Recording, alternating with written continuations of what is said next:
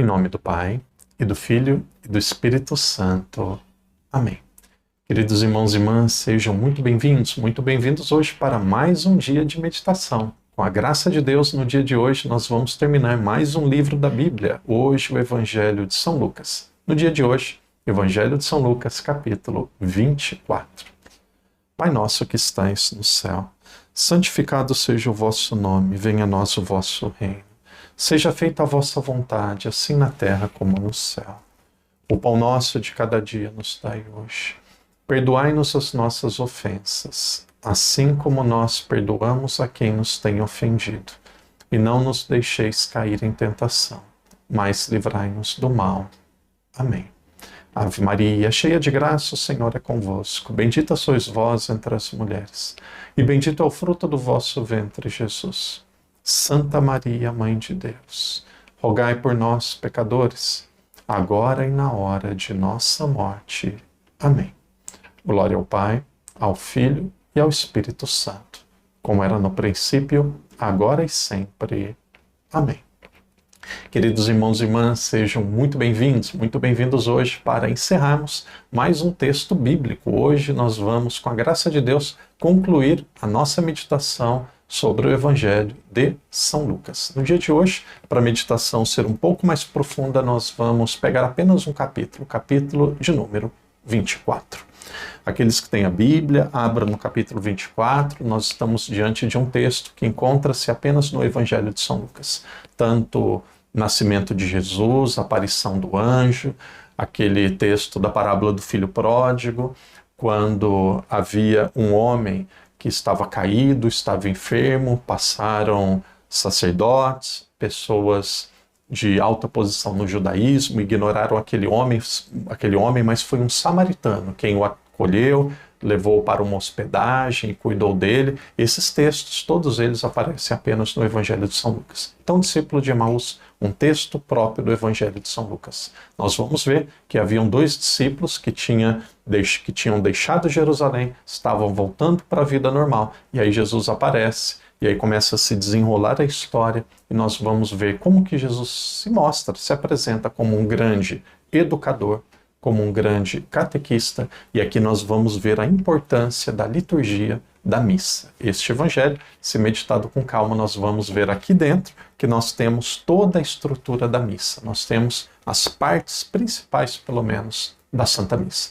Então Jesus, ele era um grande pedagogo, era um grande educador, e é isso que nós vamos ver no texto de hoje. Se vocês encontrarem, lendo, meditando algo que é novo, que o padre não está dizendo, provavelmente nós vamos ter muitas coisas novas, coloque ali no comentário do vídeo para aqueles que estão nos acompanhando pelo YouTube. O texto diz assim: naquele mesmo dia, primeiro da semana, então aqui nós estamos falando do domingo, era domingo. Naquele primeiro dia da semana, 2 discípulos iam para um povoado chamado Emaús, a uns 10 quilômetros de Jerusalém. Conversavam sobre todas as coisas que tinham acontecido. Enquanto conversavam e discutiam, o próprio Jesus se aproximou e começou a caminhar com eles. Então 2 discípulos caminhavam. Aqui nós vamos ver agora, eles estavam muito tristes, não tinham encontrado Jesus do jeito que eles esperavam, estavam decepcionados. E aí o texto continua dizendo assim: Jesus se aproximou e começou a caminhar com eles. Podemos até imaginar a história, os 2 caminhando, de repente vem Jesus, aparece do lado deles, Jesus já ressuscitado. Os seus olhos, dos 2, porém, estavam como vendados, incapazes de reconhecê-lo. Então Jesus perguntou: o que andais conversando pelo caminho? Eles pararam com o rosto triste, e um deles, chamado Cleofas, lhe disse. E aí ele vai dizer. Então os 2 estavam caminhando, estavam tristes. Estavam tristes por quê? O texto vai dizer, agora na sequência, estavam decepcionados. Não tinham encontrado o que eles esperavam. Haviam passado possivelmente a crucifixão de Jesus em Jerusalém, esperavam que Jesus seria um rei todo-poderoso, que viesse vencer os inimigos de Israel, mas de repente Jesus é crucificado e eles voltam tristes. E nós sabemos, quando nós estamos tristes, muitas vezes nos tornamos pessoas amargas, pessoas agressivas, pessoas desiludidas. Aqui é como se tivessem possivelmente era um daqueles 72 que iam com Jesus. Aqui era como se algumas pessoas, se esses dois tinham gasto, tinham investido um bom tempo, muita energia para seguir Jesus e voltavam para casa decepcionados. Não havia acontecido aquilo que eles esperavam. Nós estamos aqui diante de pessoas frustradas. Talvez essa seja a melhor expressão para dizer aquilo que aconteceu com aquele homem ou com aqueles homens. Estavam frustrados, estavam tristes. Eles não tinham encontrado aquilo que eles esperavam. E aí o texto vai se desenrolando. Aqui, este homem chamado Cleofas, ele diz: Tu és o único peregrino em Jerusalém que não sabe o que aconteceu nestes dias? E aí Jesus perguntou: O que foi? Olha, aqui nós já encontramos 2 passos de um bom educador, 2 passos de um bom catequista. Qual que é o primeiro deles? O primeiro deles caminha junto. Caminha junto. Respeita o passo. Jesus caminhou acompanhando o passo deles. Qual que é o segundo? O segundo é dialoga. Jesus começou a dialogar. Jesus, no início, ele se aproximou deles e quando Jesus andava ao lado deles, Jesus perguntou, qual foi a primeira pergunta? O que vocês estão conversando pelo caminho? O que vocês estão conversando? Jesus tinha percebido que eles estavam tristes. Então, aqui Jesus é um grande sábio. Aqui não estamos falando de psicologia. Aqui estamos falando de sabedoria humana. Quando alguém está triste, você pode dizer, não fica triste não, Jesus ressuscitou. Não fica triste não, Deus vai te curar. Não fica triste não, Deus tudo pode. Não, você tem que ajudar a pessoa a colocar para fora aquilo que está magoando. Você tem que ajudar a pessoa a partilhar, a externalizar aquilo que está sofrendo. Do mesmo jeito que o processo biológico acontece no nosso corpo quando nós comemos algo que não foi bom, acontece emocionalmente, acontece espiritualmente. Perdão da palavra, a pessoa precisa vomitar ou a pessoa precisa ir no banheiro para eliminar aquilo que ele comeu e não fez bem. Então, maus sentimentos, tristeza, agonia, decepção também precisa ser externalizado. E aí Jesus ele possibilita esta externalização. O que vocês estão conversando pelo caminho? E aí eles falam, só você que não sabe o que aconteceu? É o único peregrino aqui que não sabe o que aconteceu com Jesus de Nazaré? Aí ele diz, o que foi que aconteceu? Mas o que foi que aconteceu? Olha Jesus, que paciência. O que vocês estão conversando? Olha, você não sabe o que aconteceu? Não sei não. O que aconteceu? Então olha a capacidade de Jesus de estimular aqueles homens a partilharem aquilo que trazia tristeza dentro deles. 2 sinais que alguém é um grande pedagogo, que alguém é um grande evangelizador. Você caminha junto. Depois, você dialoga. Dialogar é a arte de fazer perguntas e também de escutar. E aí eles continuam e eles vão dizendo assim: o que aconteceu com Jesus Nazareno, que foi profeta poderoso em obras e palavras diante de Deus e diante de todo o povo. Olha, aqui nós estamos diante de pessoas que tinham conhecimento de quem era Jesus. Quem era Jesus? Jesus Nazareno era um profeta poderoso em obras, em fazer e em palavras, diante de Deus e diante dos homens. Então eles sabiam quem era Jesus. Aqui nós temos uma grande compreensão religiosa e teológica. Eles tinham consciência de quem era Jesus, poderoso diante de Deus e dos homens, poderoso por palavras e por obras. E aí ele continua, os sumos sacerdotes e as nossas autoridades o entregaram para ser condenado à morte e o crucificaram. Perfeito, a história aqui ela está muito bem contada. Jesus ele foi entregue pelas autoridades judaicas para os sumos sacerdotes, e aí Jesus ele foi condenado. E aí o texto diz que depois ele morreu crucificado. Então aqui diz quem Jesus é e depois como terminou a vida dele. Aqui, pessoas que eram testemunhas oculares, que de fato sabiam o que estava acontecendo. Não esperávamos que fosse ele quem libertaria Israel. Nós esperávamos que fosse ele quem libertaria Israel. Mas com tudo isso, já faz 3 dias que todas essas coisas aconteceram. O que eles estão dizendo? Nós pensávamos que ele fosse o Messias. Nós pensávamos que ele fosse o Salvador. Mas já faz 3 dias que tudo isso aconteceu. Opa, até aqui está muito bem. Eles vão contando uma história. Isso daqui é um querigma. O que é um querigma? É o primeiro anúncio da fé. Olha, eles querendo catequizar Jesus. Querendo contar para Jesus o que tinha acontecido com ele. Você nunca ouviu falar em Jesus de Nazaré? Ele era poderoso. Por obras e por palavras, diante de Deus e diante dos homens. Ele foi entregue pelos doutores da lei, pelos sacerdotes, e ele foi crucificado.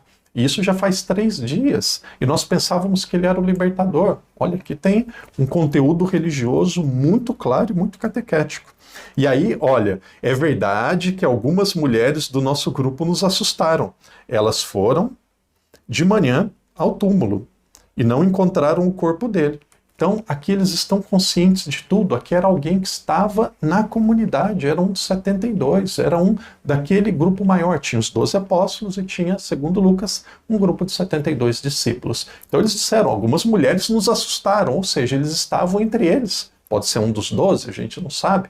Então, algumas mulheres nos assustaram, porque elas foram ao túmulo de madrugada e não encontraram o corpo.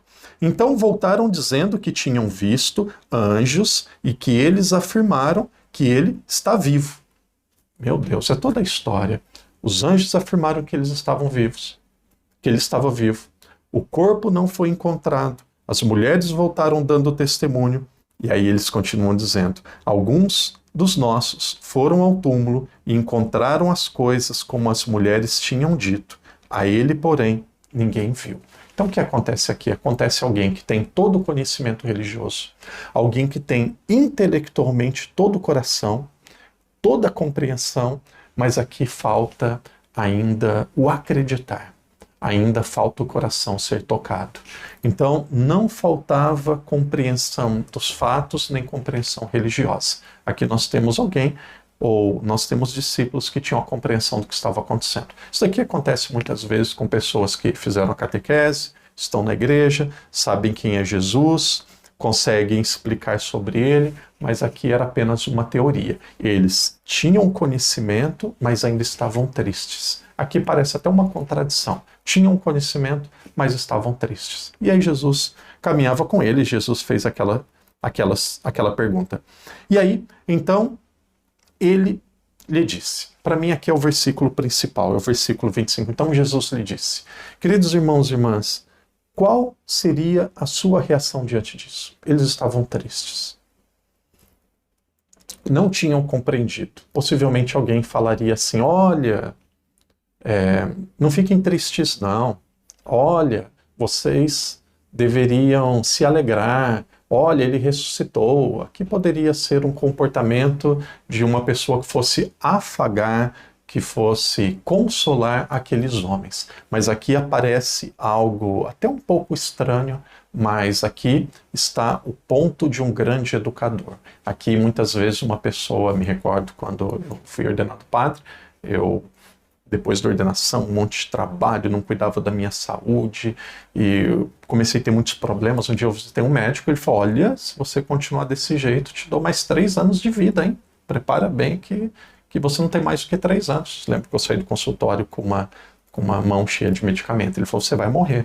Tratamento de choque. Então aqui Jesus, olha a resposta de Jesus. Depois a gente vai entender o porquê. Aqui Jesus, até agora, Jesus caminhava junto. Jesus dialogava. Aqui, Jesus percebe que eles tinham a teoria, mas aquilo não tinha batido no coração.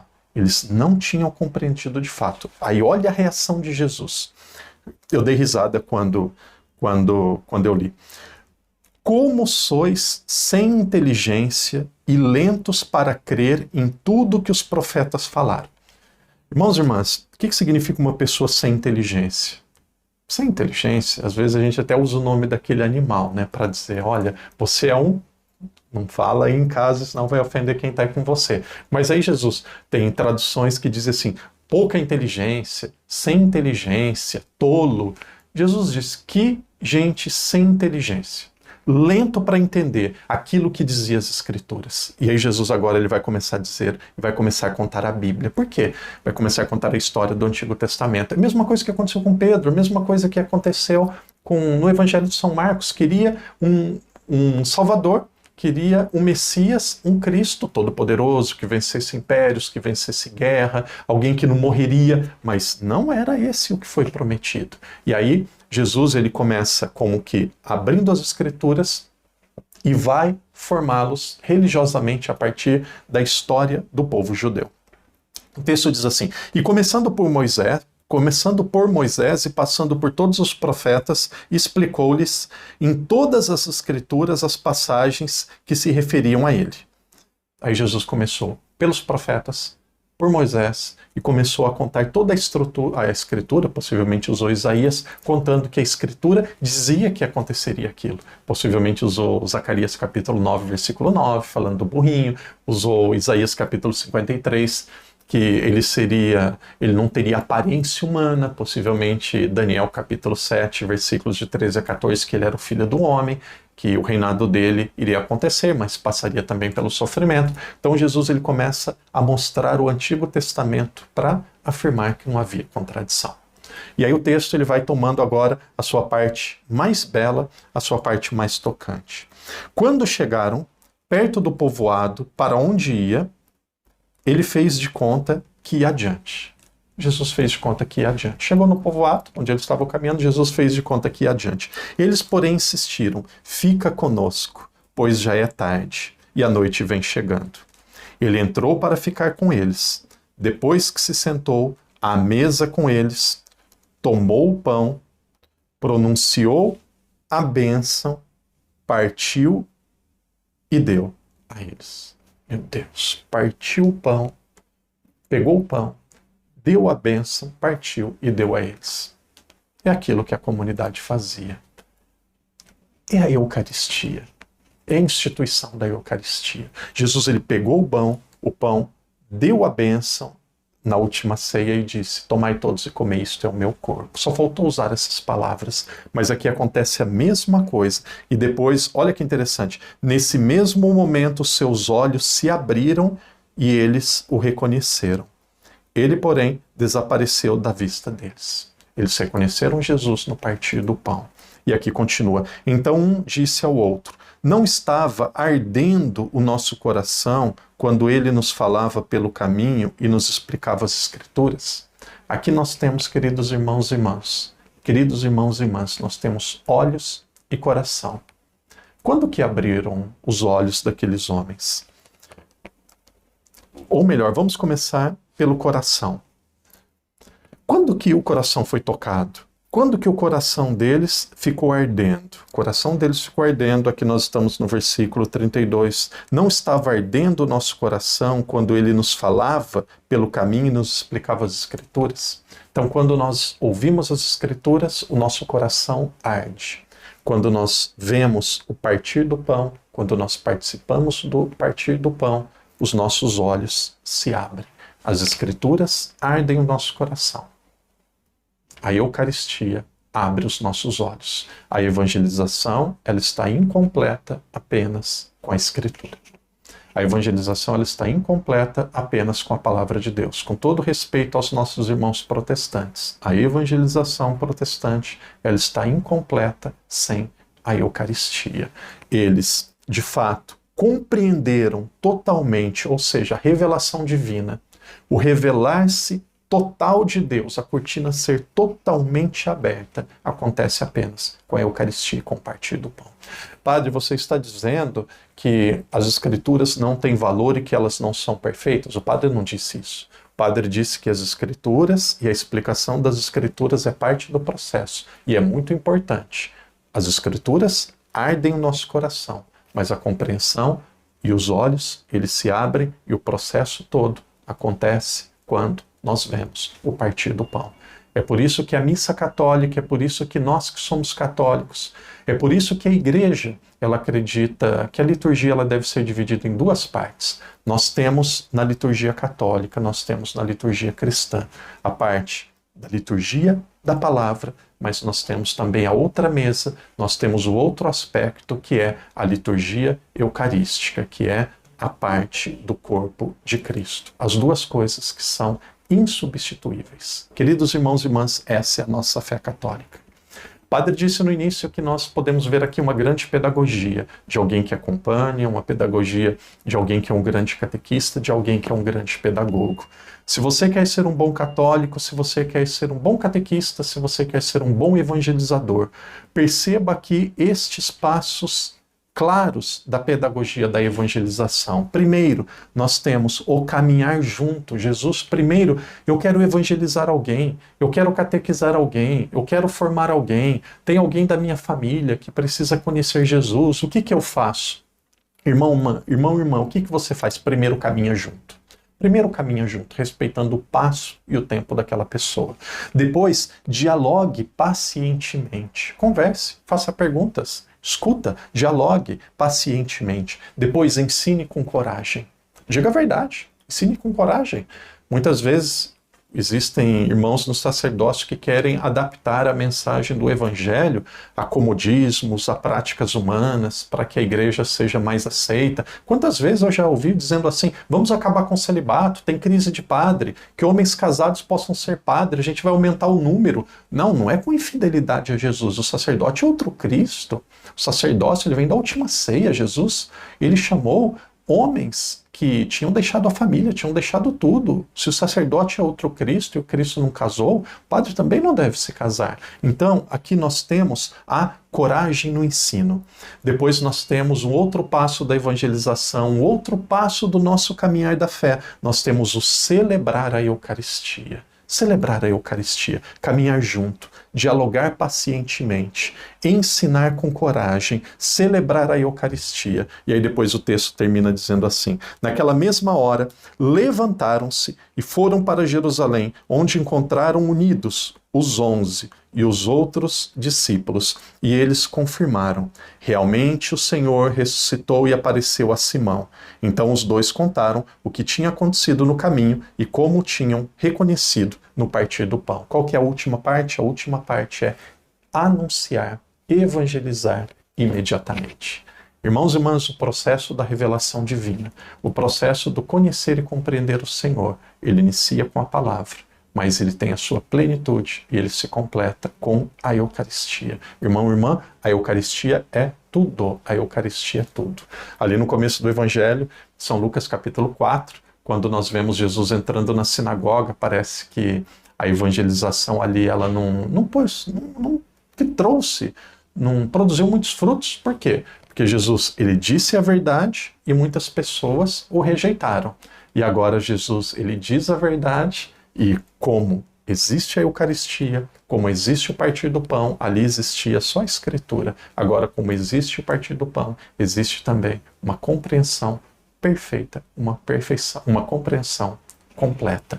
Guarde esses tópicos, medite e se você tiver alguma outra reflexão, ajude o padre, coloque nos comentários e vamos partilhar esse texto belíssimo. Caminhar junto, dialogar pacientemente, ensinar com coragem, celebrar a Eucaristia e anunciar imediatamente passos da evangelização realizada por Jesus. E depois, se nós continuamos, se nós formos ver a ressurreição, nós vamos ver Jesus ele dizendo duas coisas sobre a ressurreição. Vocês receberão o Espírito Santo e deverão ser minhas testemunhas. Então aqui nós temos um dom, que é o Espírito Santo, e nós temos uma tarefa, que é a evangelização. Dom e tarefa é a nossa vida como missionário. O dom é algo que nós recebemos de Deus. A tarefa é algo que nós nos comprometemos a partir da nossa realidade como missionários, discípulo e missionário. Irmão e irmã, um texto belíssimo, um texto riquíssimo. Com esse texto nós encerramos hoje, também com a reflexão sobre a ressurreição, o Evangelho de São Lucas. Amanhã nós vamos meditar, é uma meditação um pouco mais breve, nós vamos meditar o Evangelho de São Mateus. Quem quiser meditar com mais calma, quiser assistir todos os vídeos, quem está começando só agora, no Novo Testamento, grupo aqueles que já estavam no Antigo Testamento, nós começamos o Evangelho, nós lemos o Evangelho de São Mateus nos dias 64 e 74, lá no Antigo Testamento, depois do Pentateuco. Você pode entrar no canal do YouTube, Padre Daniel Ribeiro SCJ. Entra na playlist, você vai ver Evangelhos e depois você vai nos vídeos 64 e 74. Eu sugiro que quem não meditou, quem não estudou ainda São Mateus, que deixe isso para o começo de janeiro. Então você tem 10 dias para São Mateus e depois 5 dias para a carta aos Hebreus no começo do mês de janeiro. Amanhã é para nós conhecermos em geral o Evangelho de São Mateus, e aí depois de amanhã nós vamos para o Evangelho de São João. Por que que o padre fez isso? Padre, na minha Bíblia Mateus está no Novo Testamento, na minha também, mas Mateus é um evangelho que explica, que mostra como Jesus cumpre e realiza aquilo que foi anunciado no Pentateuco. Então nós temos o Pentateuco, depois nós temos o cumprimento, a realização daquilo que foi anunciado no Pentateuco, na vida de Jesus. Irmão e irmã, medite sobre discípulo de Emaús. Isso é o que Deus espera de cada um de nós. Em nome do Pai, do Filho, do Espírito Santo.